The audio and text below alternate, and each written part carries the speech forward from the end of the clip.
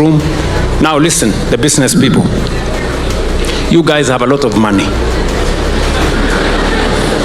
You know, you guys are stranded with a lot of money, and we are stranded as in government with a lot of projects.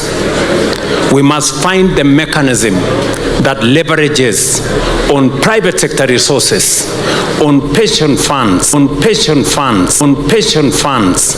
and on money that's available in our insurance companies to drive programs and projects of transformation in our continent. We have huge resources. I want you to listen to me. We have huge resources in our pensions,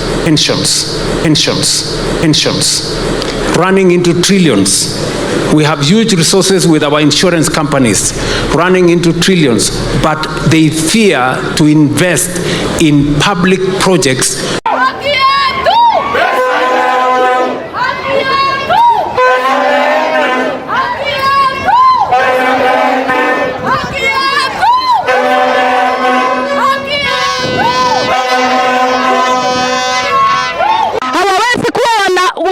Wameretire 7 good years, 8 good years, 10 good years, 15 good years, halafu wewe unakaa pretty good in your offices na mutaki hata waingie ofisi leo. Ni aibu kubwa sana.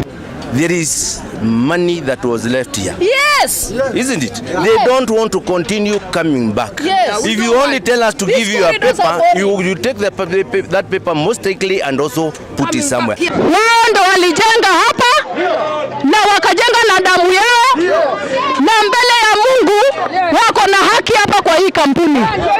Tunaomba wahurumiwe kwa sababu bila sisi ambaye tuko in service hawa wangesikizwa.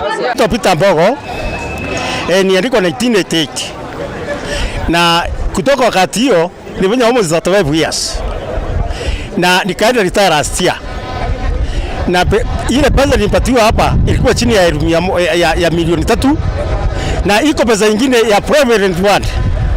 Hiyo pesa tulipwa bila interest. Kama mimi nimekata room ya 2 over 20 years na nilipo hiyo room ya 2 peke yake. Na iko pesa ingine mingi sana ya pension wako kupeleka. Tuko watu saidi ya 50. Kwanza wengi sana wamekufa. More than 50 people wamekufa tangu waze.